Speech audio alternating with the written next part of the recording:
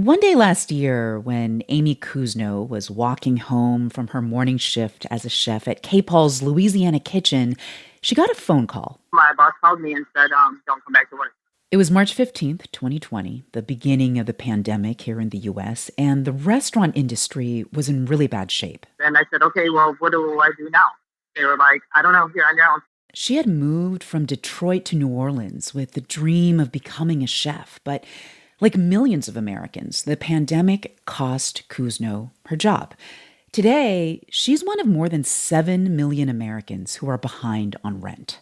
I have no money to move anywhere, even if I had somewhere to move. At the stroke of midnight last Saturday, a federal eviction moratorium that had been in place for nearly 11 months came to an end. And I tried. I did actually get a job about 4 weeks ago. And the place that I got hired the day after my first day, they contact traced me and then closed down my department because of Delta outbreak. This moratorium and unemployment checks had been helping keep people like Kuzno afloat for nearly a year. But in Louisiana, the supplemental $300 per week of unemployment benefits ended the exact same day as the federal moratorium did. Kuzno feels like she's just out of options now. You know, I'm not a number. I'm not a statistic. I'm a real person that came here to live my dream, and now it's gone. And not only that, but regular life itself is gone. I know what that minute by minute feeling is like and what happens to your mind and just how traumatic that can be on you and your children, your family. That's Democratic Representative Cori Bush of Missouri, who says she relates very personally to the people facing eviction right now. I'm someone who has lived unhoused before, living out of a car with my 2 babies and my partner. And I know what I went through. Congress failed to extend the moratorium before it was set to end last weekend. And Bush told NPR that she thinks the White House should put in place a new moratorium and that Congress should reconvene as soon as possible to prevent a devastating wave of evictions. But in the meantime, she's urging local governments to take matters into their own hands. I don't want anyone else to have to go through what I went through, especially because we're talking about it's a policy choice. It's unconscionable what's happening. Consider this. A federal eviction moratorium was extended 4 times during the pandemic. And now, as a highly transmissible coronavirus variant continues to spread, many renters could still be forced out of their homes. From NPR, I'm Elsa Chang. It's Tuesday, August 3rd. Support for this podcast and the following message come from Nature Valley Granola Bars, who believes the best energy comes from nature. Whether you want to relieve stress or re-energize after a long day, Nature Valley invites you to take in the outdoors, starting with this nature break.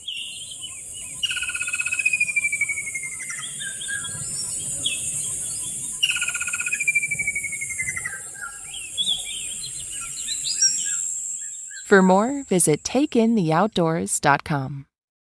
NPR's Planet Money Summer School is now in session. Everything you want to know about investing from expert guest professors. New classes every Wednesday till Labor Day in the Planet Money podcast feed. It's Consider This from NPR. Landlords and tenants have been streaming into courtrooms across the country as rent becomes due again with the end of this federal eviction moratorium. You know, our president so deeply believes that every avoidable eviction of an American family hurt by this pandemic is an avoidable heartbreak and harm to a family's economic security and dignity. On Monday in a press briefing, White House American Rescue Plan coordinator and senior advisor to the president, Gene Sperling, addressed what could be a moment of crisis for millions. The protection for renters, instituted by the CDC, has been extended 4 times since last September. Unfortunately, Supreme Court declared on June 29th that the CDC could not grant such an extension without clear and specific congressional authorization. Sperling said the CDC doesn't have the legal authority right now for a more targeted eviction moratorium that would focus on counties with the highest rates of COVID spread. Now, the Biden administration did ask Congress to pass an extension after the Supreme Court ruling came down, but they failed to pass new legislation before the House left for August recess. And last weekend, Representative Cori Bush and several other House Democrats slept outside the Capitol in protest. Here's Bush speaking to MSNBC. Last night, the wind was blowing through my sleeping bag as thick as it was. I could not get warm. It was raining. The sleeping bag was wet. This is what people live through that actually have to live on the street. And here's Bush again speaking to NPR. We are asking the White House to set a new moratorium and let us get that action rolling while Congress reconvenes. Let's have Congress come back and reconvene. And while we're working on that, we will at least have the moratorium in place. If there is a challenge to the White House, that will take a little bit of time, and that will give us time to be. Some states and counties do have their own moratoria in place that outlast the federal order, and the Biden administration urged other local governments to follow suit. What's exacerbating this situation right now for a lot of renters is that many of them still can't access pandemic rent relief that the federal government has allocated for them. We're talking about almost $47 billion.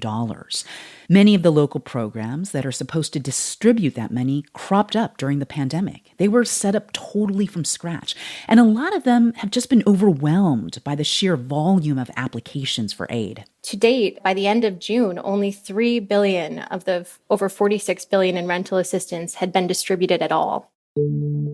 That's Emily Bemfer. She teaches housing law at Wake Forest University. Tenants across the country have applied for rental assistance, but they've been met with barriers in the form of lengthy applications, inaccessible programs, and landlords and tenants across the country are largely still unaware of the availability of rental assistance. So that outreach to communities is really important in this moment. One state that's run out of both local and federal protections is Virginia. The state got $1 billion in federal aid to provide rent relief, and so far it's distributed only about $300 million of that aid. Many housing advocates in Virginia agree with Emily Bemfer that most renters and landlords just aren't aware the aid is available. NPR's Mary Louise Kelly spoke to the Virginia Poverty Law Center's Christine Mera about what she expects to happen next in her state and around the country. There are still a lot of renters who lack confidence that they'll be able to pay next month's rent. They're behind on their rent. They are worried that they're going to be evicted. And in fact, according to data that I received the beginning of last week, there were 1,000 eviction cases pending in court statewide.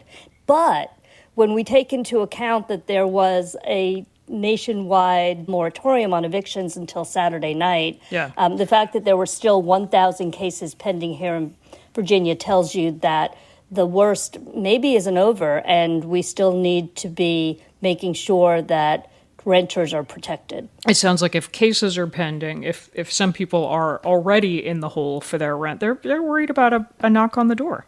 Absolutely. Absolutely. Now, there is some good news here in Virginia, and that is that Virginia still has just a little under half of the nearly $500 million it received from the stimulus package in emergency rental assistance back in the beginning of the year. Yeah, you're talking about federal money that was sent to states to try to help people from being evicted. That's right. Help us understand this, because nationally, I was looking at the numbers. Nationally, there's more than $40 billion in this federal rental assistance that hasn't been dispersed.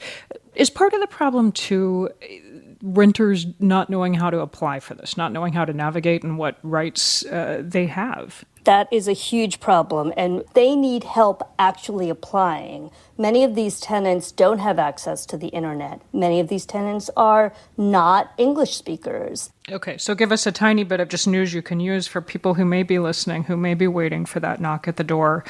What's the first place they should go? Understanding that may vary a little bit state to state. Right. So the first thing that they need to do is find out who's giving that money out. Find out if there are rental assistance navigators in your state and get in touch with them. You can apply, at least in Virginia, for this funding, even if you haven't fallen behind on your rent yet. As someone who's worked on this challenge for many years, I wonder how long reasonably do you believe eviction protections should last? And I'm asking, no one, of course, would wish for any American to become homeless. And I get that a lot of people lost their jobs and have had desperate choices to make during the pandemic. But as we watch the economy pick up, as we watch labor numbers showing there is actually work in most parts of the country, why are there so many people who still face being evicted? There is a lag for some folks in terms of finding employment and getting employment. We have a child care affordability crisis in this country, so that my clients who are at the lower end of the income scale can't necessarily afford to take a minimum wage job if they have children who need child care. Mm-hmm. And so there are so many complicated factors. I think it would be beyond shameful to allow people to get evicted when there is money available to pay their rent and enable the landlord to pay their mortgage. That's Christine Mara, Director of Housing Advocacy at the Virginia Poverty Law Center.